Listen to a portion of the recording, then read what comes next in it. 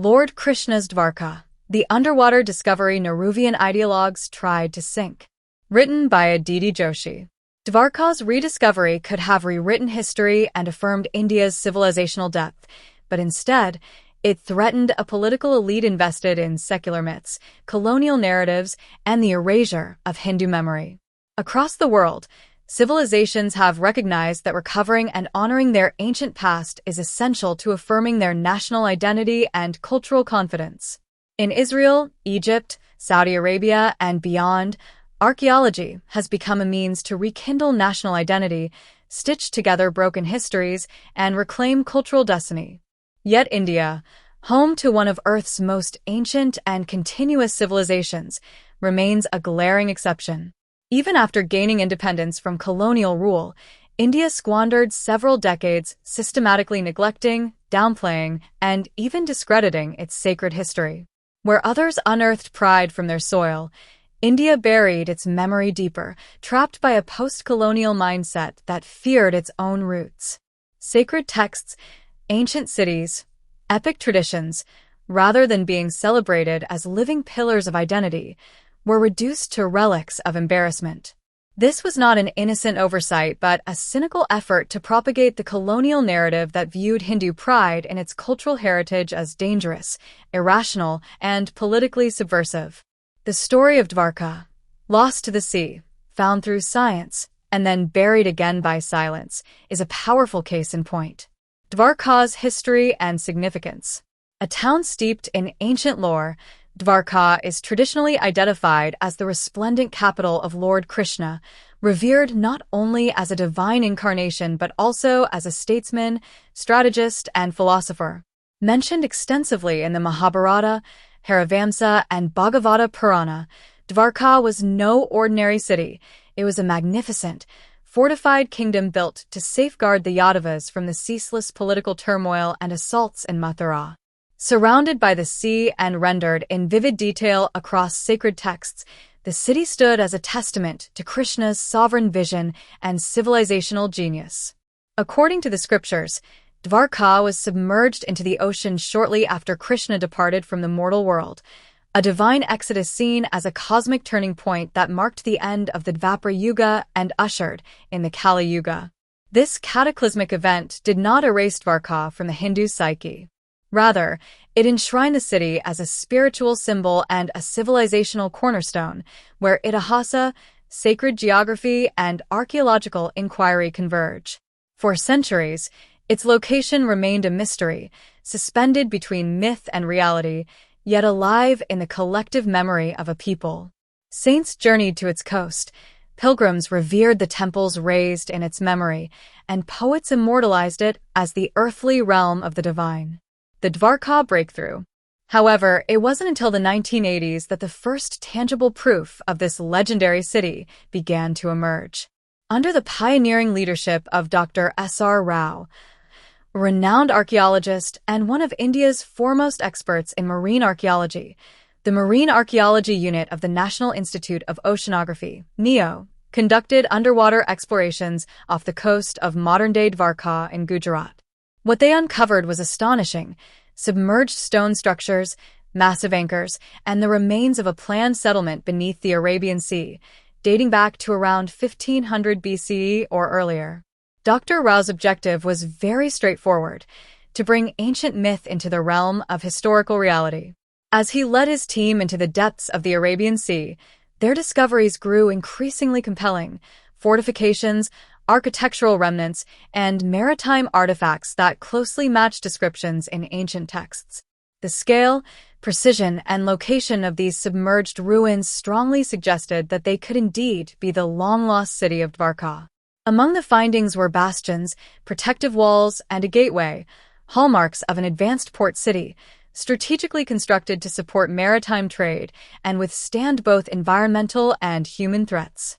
These features were strikingly consistent with epic portrayals of Dwarka as a fortified, thriving hub of commerce and culture. Reception of Dwarka discovery. The significance of this discovery was immense. If the sunken city was truly Dwarka, It would not only affirm the historicity of the Mahabharata, but also reveal the sophisticated urban planning and civilizational depth of ancient India, predating many other known global civilizations. It could redefine the timeline of human history, challenge Eurocentric narratives of progress, and validate the enduring spiritual and historical legacy enshrined in India's sacred traditions, and compelled the world to re-examine entrenched assumptions about the antiquity of Indian civilization and the historical credibility of Hindu narratives. However, what should have been a civilizational watershed moment for India was instead met with reaction that was anything but celebratory. Rather than sparking global excitement, Dr. Rao's findings were met with skepticism, particularly from academic circles deeply invested in established narratives that had long minimized India's role in shaping early civilization. Detractors claimed the structures were natural formations, not the remains of an ancient city.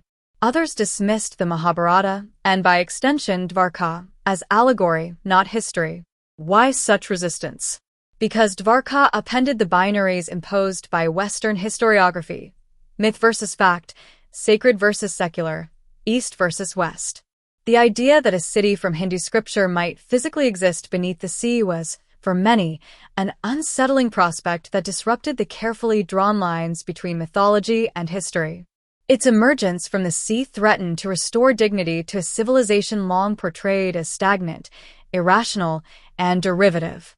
It challenged the intellectual orthodoxy by suggesting that Indic knowledge systems and textual memory were not mere relics of faith, but repositories of real, historical insight.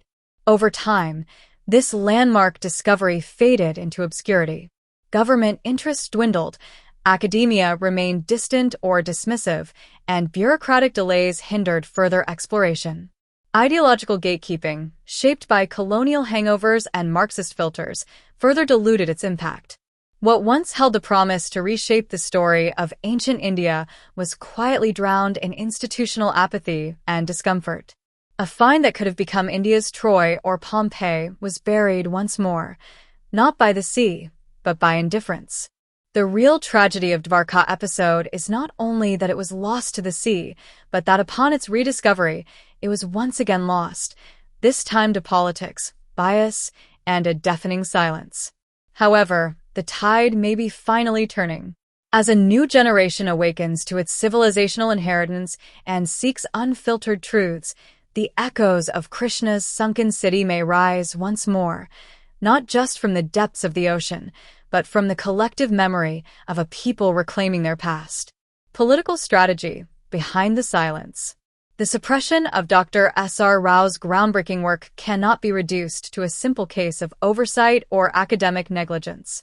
It was, in fact, an intrinsic part of a broader ideological strategy that sought to suppress any attempts to reclaim India's civilizational heritage from the grip of Nehruvian secularism.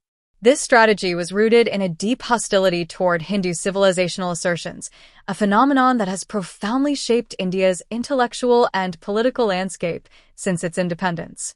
From the very beginning, the Nehruvian vision of India, which sought to create a secular, socialist republic, was built upon the premise of separating history from religion. The founding intellectuals of post-independence India, many of whom were influenced by Marxist historiography and Western-trained scholars, embraced a view of history that actively sought to distance itself from the rich sacred traditions of India. In this framework, the Hindu epics like the Mahabharata, Ramayana, and Bhagavata Purana were labeled mythology, a term that carries with it an implication of non-historicity, relegating these texts to the realm of spiritual allegories rather than living records of a people's history and culture. This ideological stance was not merely a passive rejection of Hindu traditions, but was actively aimed at undermining the historicity of Hindu epics and figures like Krishna and Rama. The belief was that by dismissing the epic narratives as mythical, Indian history could be cleansed of any religious content that might fuel a civilizational assertion based on the ancient heritage of Hinduism. For the intellectual elite of independent India, particularly those aligned with the Nehruvian ideology, Hindu civilizational pride represented a challenge to their vision of a secular nation-state, one that was meant to transcend religious identities and focus on modernity, socialism, and Western-style governance. Dr. Rao's discovery of submerged Dwarka directly threatened this status quo. The findings were far from being a simple academic curiosity.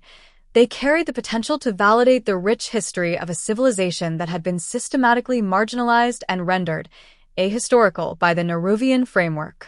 The notion that ancient Hindu texts might hold historical truth, rather than mere spiritual allegory, was deeply unpalatable to a ruling elite schooled at Harrow and Cambridge, an establishment that considered anything originating from the West as the ultimate truth while viewing expressions of Hindu civilizational pride with disdain. For this class, the idea that the Mahabharata could have historical grounding was not just inconvenient, it was dangerous. It threatened to stir a Hindu civilizational resurgence, something far too disruptive for their carefully curated secular socialist worldview. After all, if ancient Indian epics were proven to be more than just poetic tales, it could spark Hindu identity-based movements and unsettle the post-independence political order, which viewed any religious assertion, especially of the Hindu kind, as a threat to its hold on power. Colonial roots of the anti-Hindu historical narrative. To understand the full scope of the suppression of Dwarka's discovery, it is necessary to trace the roots of this intellectual hostility back to colonialism. The British colonial project in India had a vested interest in relegating Indian history to the realm of myth and superstition. Scholars like Max Muller, a leading 19th-century Indologist, played a crucial role in shaping the Western narrative about Indian civilization. Muller and his contemporaries categorically classified Hindu scriptures, including the Vedas, Upanishads, and epics, as late compositions, dismissing them as primitive mythologies that could not be trusted as sources of historical knowledge. This intellectual tradition served the broader imperial agenda of the British. By portraying India as a land without a credible history, colonial scholars provided a justification for the civilizing mission of the British Empire. If India had no history of its own, it needed the guidance and enlightenment of the West, including its political systems, legal frameworks, and scientific approaches to knowledge.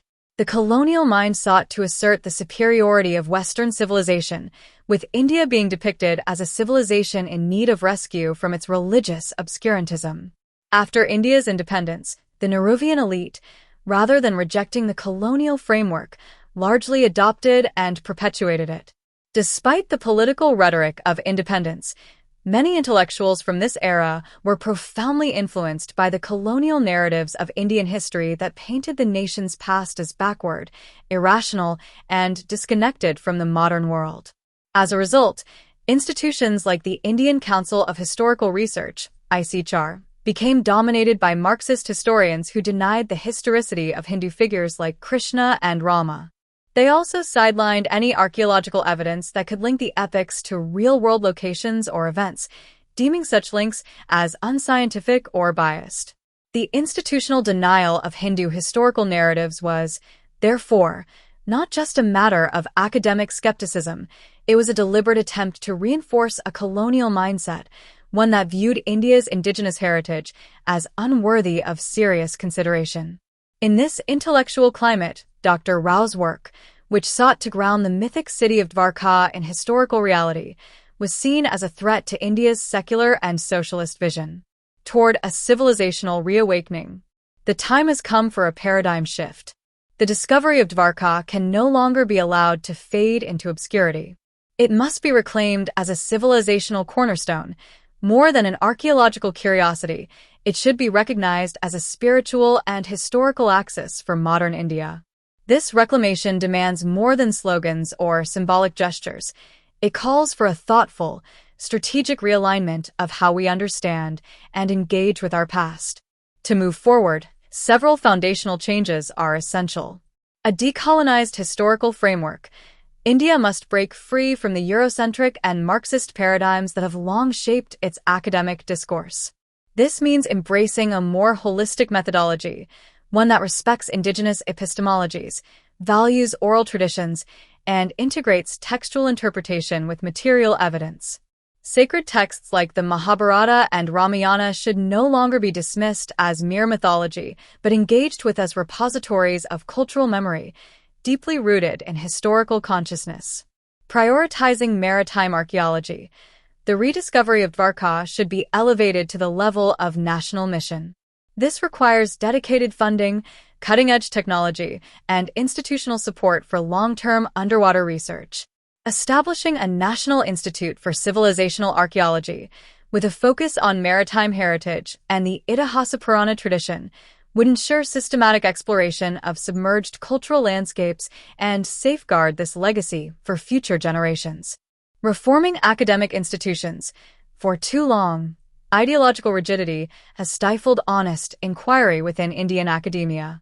It is imperative to dismantle the intellectual gatekeeping that sidelines alternative perspectives. Institutions such as the ICHR and ASI must be revitalized with diverse scholarly voices, allowing historical investigation to be guided by evidence, integrity, and cultural empathy, not political convenience. Encouraging global collaboration with cultural sovereignty. International partnerships in research and archaeology should be welcomed, but on India's terms. These collaborations must uphold the sanctity of indigenous narratives and avoid filtering discoveries through external ideological frameworks. Dwarka and similar sites should be presented to the world not as relics of myth, but as living testaments to one of the world's oldest and most resilient civilizations. Closing remarks. Unlike many other ancient civilizations, India has too often greeted its sacred history with suspicion. Discoveries like Dwarka, findings that should ignite national pride and civilizational reaffirmation, are instead cloaked in institutional silence.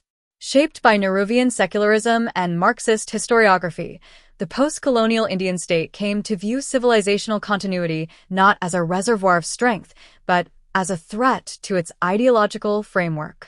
While other nations built museums around their antiquity, India built walls of denial, treating cultural memory as a burden rather than a legacy. In the saga of Dwarka lies the story of Bharat itself, a civilization submerged by waves of conquest, colonization, and ideological amnesia, now beginning to surface, once more, glimmering with untold wisdom and dormant strength. The sea returned Dwarka to us. The only question that remains is, do we have the courage and clarity to receive it? We can no longer afford to be lost in the imposed myths about our so-called myths. The time has come to rise with Krishna's city, to walk its ancient streets not just with reverence, but with resolve, and to restore the sacred thread that binds memory to identity and spirit to soil. This is no longer just an archaeological mission, but a civilizational call to action.